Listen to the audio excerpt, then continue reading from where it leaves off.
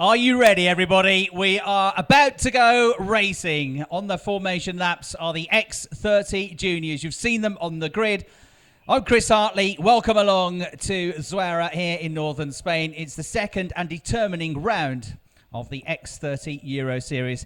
Unofficially, by commentators' maths, admittedly, this is how it shapes up. Chris Lullum, who starts on pole, has got 119 points now after the pre-final result. He's 2 points clear of Ben Wooldridge on 117. They're both on the front row of the grid.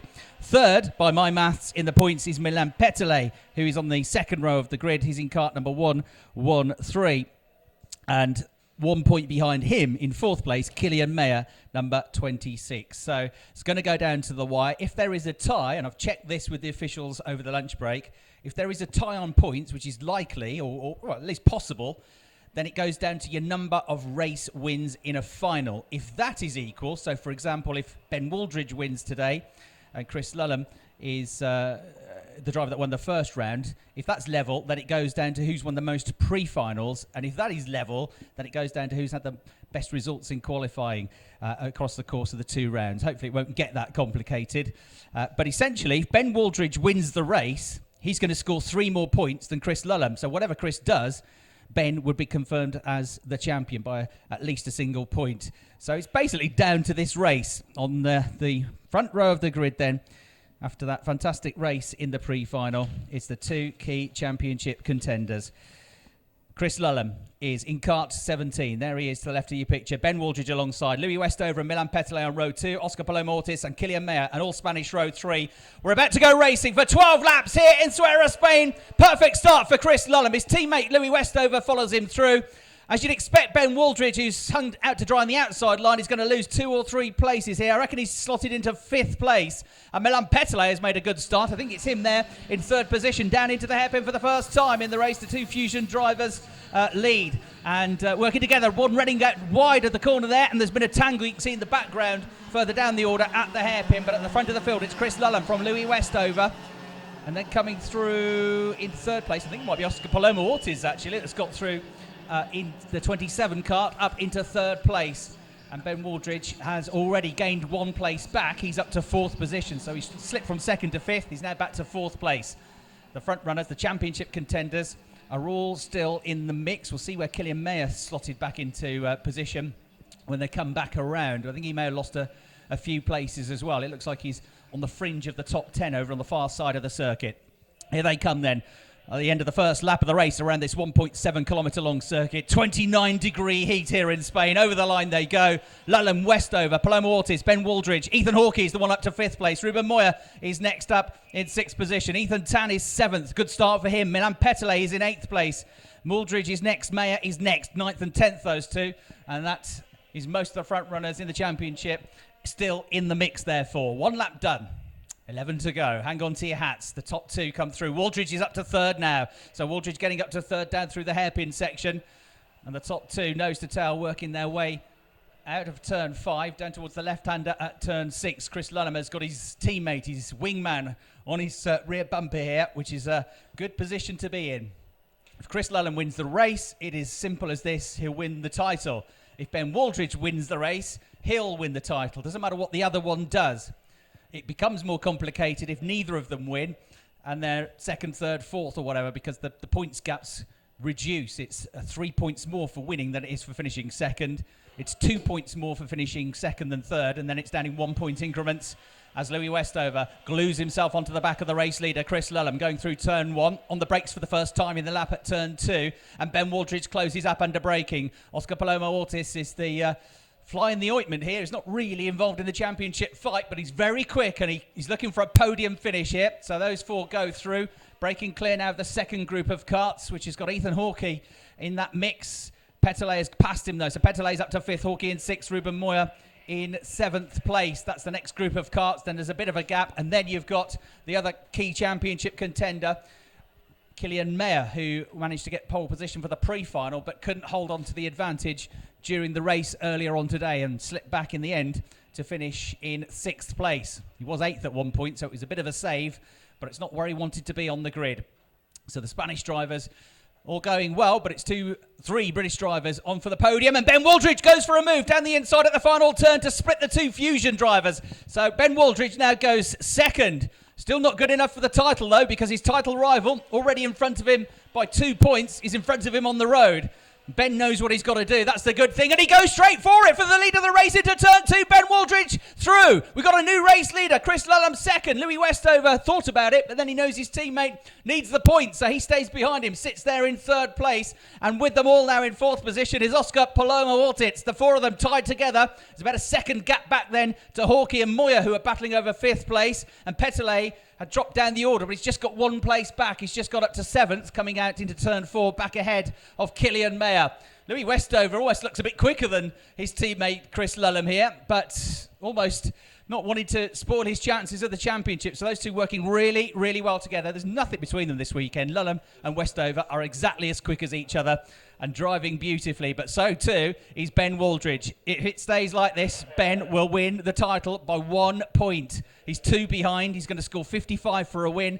Lulham would score 52 for second, and by my maths, that would make Wooldridge the inaugural X30 Euro Series champion. But it's not done yet, not by a long, long shot. Chris Lulham knows he needs to get the lead back from Ben Wooldridge, who's had a patient first couple of laps here, having had the outside starting position. They are all together still, the 4 of them. Louis Westover right on the rear bumper of his teammates still as they go into the braking zone at turn 3. It's 3 abreast almost in the second group of karts for 5th, 6th and 7th place. Terrific race going on for Hawkey, Moya and Petelet. And is it Petelet that's got back to the head of the group? Possibly. No, it's Ruben Moya who's gone to the head of the group. Petelet's next. So Petelet into 6th place now. Still with a slim chance of taking the title if others around him have bad luck. It's not looking great for Killian Mayer though, because he's still stranded at the tail end of the top 10. Now Ben Wooldridge is having a good lap here. He's pulled 1 or 2 kart lengths clear of the 2 Fusion drivers. Very good 1st and 2nd sectors. Last time around he was about 1/10 quicker as well.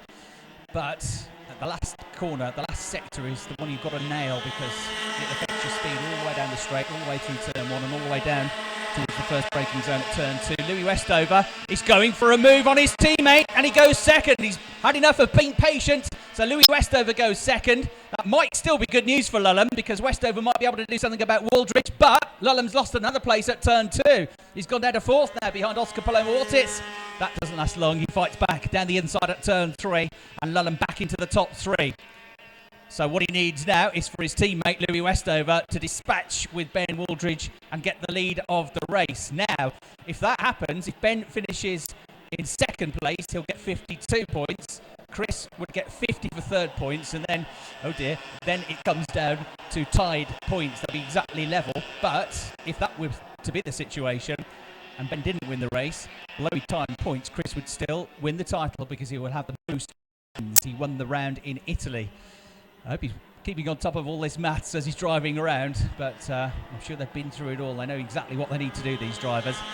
The 4 of them then run out of turn 10. No signs of the rest of the group catching up with these 4 who are absolutely flying. And fair play to Oscar Paloma Ortiz, who's keeping tabs with these 3 key front runners this weekend. And now Louis Westover pulls out of the slipstream, slots down the inside and takes the lead of the race. Our 3rd different race leader. This then is good news for his teammate Chris Lulham, because it takes points away from Ben Wooldridge, who's now trying to hang it around the outside, down the inside at turn 3 and back into the lead he goes. Ben Wooldridge fights back. Louis Westover coming back down the inside of him on the run into the left-hander at turn 4. Westover leads once more. Fantastic driving, just like the pre-final. These 3, nose to tail, overtaking each other. Perfectly clean, good, fair driving. It's great to see. Chris Lulham clips the curve on the inside of turn 6 as he tries to gain an advantage. It slows him, and he's going to lose a place on the way to turn 7 because Oscar Paloma will go past him. So the Spaniard back up onto a podium-paying position now. The top 3 weave their way through the S section, coming up towards turn 9 and then into turn 10, and then it's slipstreaming and drag racing effectively as you bury the throttle and hang on to it for dear life up to 100 kilometres an hour down into turn number 1. We're in the second half of the race. Paloma Ortiz is going for second place. Westover leads. Into second goes Paloma Ortiz. And Chris Lullum side by side with his championship rival goes third. Waldridge down to the back of the group in fourth place. What a race this is turning into. Waldridge has got to get stuck in now, and he fights back down the inside into turn 3, and again he's back up to third place ahead of Chris Lullum, but only 1 point ahead of him. Not good enough yet, as Paloma Ortiz now takes the lead of the race away from Louis Westover. I needed a massive lie down after this race because there is no respite. Fantastic. Paloma Ortiz, the fourth different race leader we've had. Westover second, Waldridge third, Lullum fourth. Glass of water, please. Take a deep breath. And here we go again. Down the inside goes Louis Westover. And he gains the lead of the race now. Unbelievable this. There's 3 or 4 passes and changes of lead on each and every lap. And it is brilliantly close driving. Now they are starting to be reeled in by the next group of karts as well, as Ben Waldridge goes down the inside at turn 10 and back into second place he goes. He's fighting for everything he's worth here, Ben Waldridge, to stay in the mix, but it's Louis Westover that leads. Waldridge second, the points leader Chris Lullum third. Second and third means Lullum wins, but first and second becomes a different story, and that's what now happens. Waldridge goes through down the inside of Westover into turn number 2, and he's followed by Chris Lullum.